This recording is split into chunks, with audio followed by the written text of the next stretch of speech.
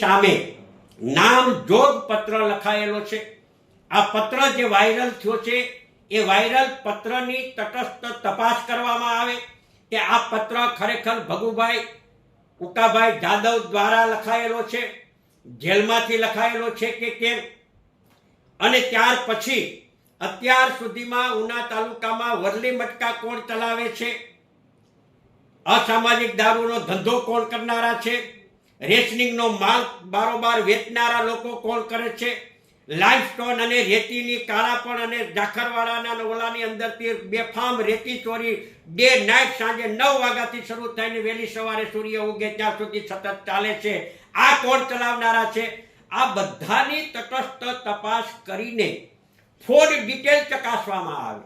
હું તો ધારાસભ્યની પણ ફોન ડિટેલ તપાસવામાં આવે। દાખલા તરીકે હું આ 2 મોબાઈલનો ઉપયોગ કરું છું, હું પણ જનપ્રતિનિધિ છું, હું સરકારને વિનંતી કરું છું કે મારે ધારાસભ્યના સમય દરમિયાન 90 થી 2022 સુધી 2007 અને પૂર્વ ધારાસભ્ય તરીકે સરકાર મારી સંપૂર્ણપણે તપાસ કરે, મારી પરિવારની તપાસ કરે, મારી મિલકતની તપાસ કરાવવામાં આવે કે મેં ધારાસભ્ય તરીકે બે શું મેળવ્યું છે કે શું નથી મેળવ્યું। પણ આ પત્ર લખાયેલો છે ત્યારે હું સરકારને પણ વિનંતી કરું છું અને તપાસની માંગણી કરું છું કે હાલના સત્તા પક્ષના ધારાસભ્યની પણ 1990 થી આજ સુધીની સંપૂર્ણપણે ડિટેલની ચકાસણી અને તપાસ કરવામાં આવે અને તપાસમાં જે કાંઈ નીકળે, મારી સામે કે મારા પરિવાર સામે કાંઈ પણ નીકળે તો જે કાંઈ સજા સરકાર કરે એ હું ભોગવવા તૈયાર છું। પણ સત્તા પક્ષના નાતે વાસ્તવિકતા રીતે હાલની જે પરિસ્થિતિ ઉનાની જે છે એ ઉનાની અંદર છેલ્લા 2, 3, 4 વર્ષની અંદર મોટા ભાગના વેપારીઓ અને ધંધા રોજગાર ઉનામાંથી છોડી અને અત્યારે સુરત, વાપી, ભાવનગર, બરોડા, અમદાવાદ, જામનગર અલગ અલગ મોટા વિસ્તારોની અંદર પોતાના ધંધા માટે અત્યારે બહાર વયા છે। ઉનામાં અત્યારે કોઈ ધંધો કરવા માટે કોઈ તૈયાર નથી। આ પ્રકારનો એક ભયનો માહોલ ઊભો થયો છે।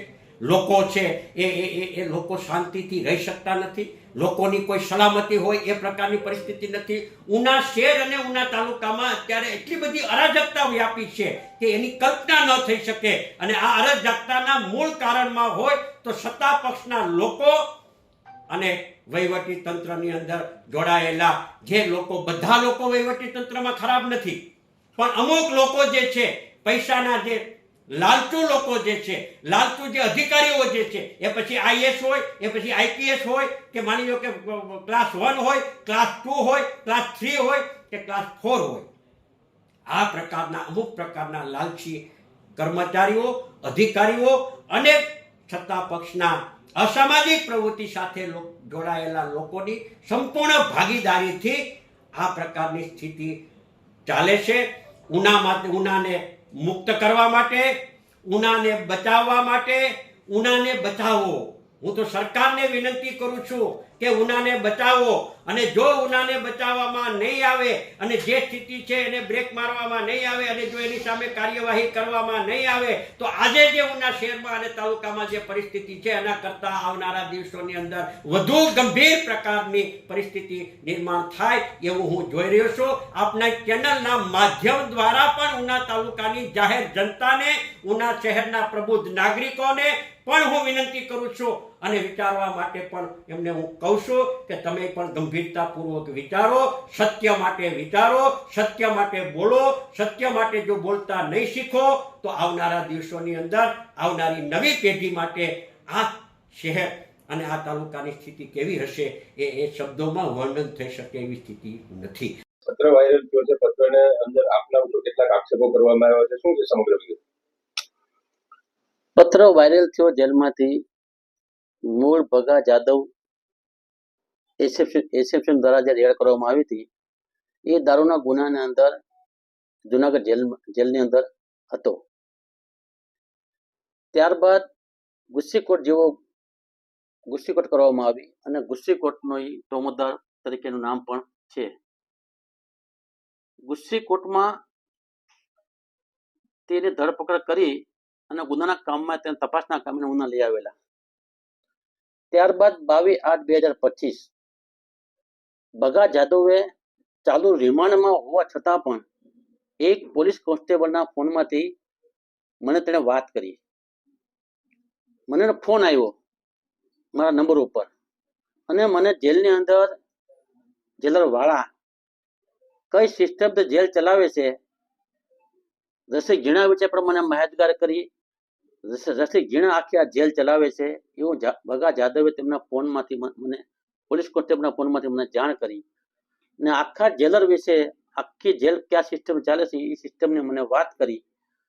ત્યારબાદ ભગા જાદવે જે મને જે વાત કરી જેલના સિસ્ટમની, એ સિસ્ટમના આધારે ભગા જાદવની વિરુદ્ધમાં મેં ગુજરાત સરકારમાં ગૃહમંત્રીને આખી જેલર વિશે અને ભગા વિશે અમને ફોન આવ્યો એ બાબતમાં મેં આખી સરકારમાં જાણકારી આપી. ત્યારબાદ રાવ સાહેબ છે જેલ સુપ્રિન્ટેન્ડન્ટ છે, સુપ્રિન્ટેન્ડન્ટ જેલરને પણ હું રૂબરૂ મળ્યો હતો કે ભગા ઉકા જાદવનો આ તારીખે મને આ નંબરમાંથી મને ફોન આવેલો અને આ પ્રકાર જેલર વિશે જેલર વાળા વિશે મને વાત કરી છે. સાહેબે પણ ગંભીરતા લીધી. ત્યારબાદ ગૃહમંત્રી સંઘવી સાહેબને પણ આ બાબતમાં રૂબરૂ મળી મેં લેખિતમાં આખી મેટર આપી.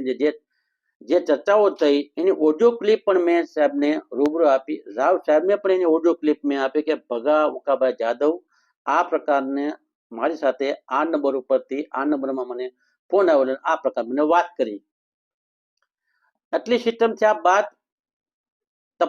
તપાસ શરૂ થઈ અને તપાસના અંતે જેલર વાળાની બદલી થઈ અને બદલી થઈ એટલે જેલર વાળાને જે ખ્યાલ પડ્યો કે ભગા ઉકા જાદવે આ પ્રકારની કાળુભાઈ સાથે વાતચીત થયા બાદ મારી બદલી થઈ છે અને મને ડિસ્ટર્બ કરવામાં આવ્યો છે. ત્યારબાદ કોઈ કારણોસર ભગા ઉકા જાદવને અને જેલર વાળાની વચ્ચે ક્યાંય જેલની અંદર ક્યાંક કોઈ અનગઢિત બનાવ બન્યો હોય અને મેં કરેલી વાત કદાચ ભગા જાદવને ન ગમી હોય એના વિશે મેં મારી વિશે આક્ષેપ કરવામાં આવ્યો છે. એ ભગા જાદવ જે મને વાત કરી અને મેં સરકારમાં રજૂઆત કરી અને તેને ક્યાંક તકલીફ પડી હોય એના આધારે 2 મહિના પછી આ પ્રકારનો લેટર જેલમાંથી લખી અને વાયરલ કરવામાં આવ્યો છે. પ્રશ્ન એ છે કે લેટર લખ્યો કોણે, લેટર લખાવ્યો કોણે? મારો ખુલ્લો આક્ષેપ છે કે આ એક પોલિટિક દ્રષ્ટિએ એક ખુલ્લો આક્ષેપ કરવામાં આવ્યો છે. કોઈને ઈશારા પત્ર લખવામાં આવ્યો છે અને કોઈને ઈશારા પત્ર વાયરલ કરવામાં આવ્યો છે. આખું ઓડિયો ક્લિપ ભગા જાદવ મારી પાસે જે વાત કરી છે એ 11 થી 12 મિનિટનું એક પોલીસ કોન્સ્ટેબલના ફોનમાંથી ચાલુ રિમાન્ડ દરમિયાન ગુસ્સીકોટનો આરોપી એક ધારાસભ્ય તરીકે મારા ફોનમાંથી મને વાત કરતો હોય તો ક્યાંક ને ક્યાંક આ શંકાની ભૂમિકામાં પણ આવે છે. પણ આ મુજબની આખું 11 મિનિટનું રેકોર્ડિંગ પણ મારી પાસે છે. ભગા જાદવ જે મારી સાથે વાત કરી ત્યારબાદ રાવ સાહેબને મેં લેખિતમાં ફરિયાદ આપી, રૂબરૂ આખી વાત કરી. ત્યાર પછી જેલર વાળાએ 2 દિવસ પછી મને રાતના 11 વાગે મને મારા ફોનમાં જેલર વાળાનો મને ફોન આવેલો. તેનું પણ રેકોર્ડિંગ મારી પાસે છે. જેલર વાળાએ જે એક ધારાસભ્ય તરીકે મારી ભેગી વાત ન કરી એના 25 થી 30 મુદ્દાઓની જે ચર્ચા મારી સાથે કરી છે એ જેલર વાળાનું પણ રેકોર્ડિંગ મારી પાસે છે. એ પણ ગૃહમાં આપ્યું છે અને ગૃહમાં આપ્યા પછી એની પણ તપાસ ચાલુ છે. જેલર વાળાને પણ તપાસ ચાલુ છે. એટલે આ તમામ મુદ્દાઓ જોતા ભગા જાદવ એક બુટલેગર છે. તેની ઉપર ગુસ્સીકોટનો તોમતદાર હાલ જેલમાં છે અને તેની પાસે 15 થી 20 ગુનાઓ નોંધાયેલા છે. પૈસાની વાત કરે કે ભાગીદારની વાત કરે તો આજે કેટલા ગુના થયા? આજે તો 5 વર્ષ ધંધો કરે છે.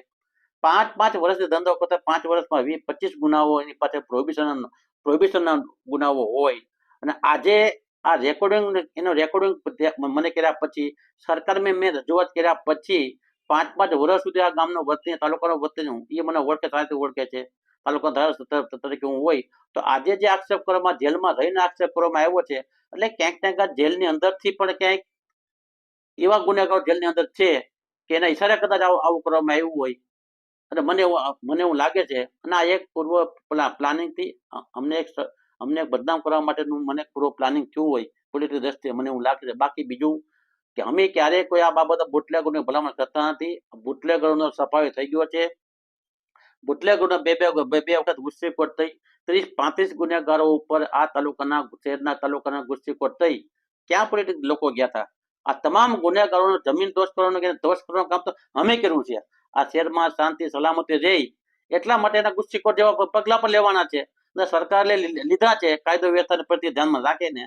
એટલે ક્યાંક ને ક્યાંક એના ભાગરૂપે ભગા જાદુને ક્યાંક કોકને કહેવામાં આવી અને આના પત્ર લખ્યો હોય. બાકી આ બાબતમાં જે આક્ષેપ ચિઠ્ઠી દ્વારા જે આક્ષેપ કરવામાં આવ્યો છે એ સંપૂર્ણપણે વાહિયાત અને ખોટો છે. આ બાબતમાં આપણે આજે પણ જાણતા નથી, કાલે પણ જાણતા નથી અને આ ચિઠ્ઠી બાબતમાં મેં ચિઠ્ઠીનો વાયદો થયું છે એની ઇન્કવાયરી કરવા માટે મેં ગૃહમાં રજૂઆત કરવા પણ જવાના છે અને આ બાબતની તપાસ પણ હું કરાવીશ. કાલુભાઈ, ટૂંકમાં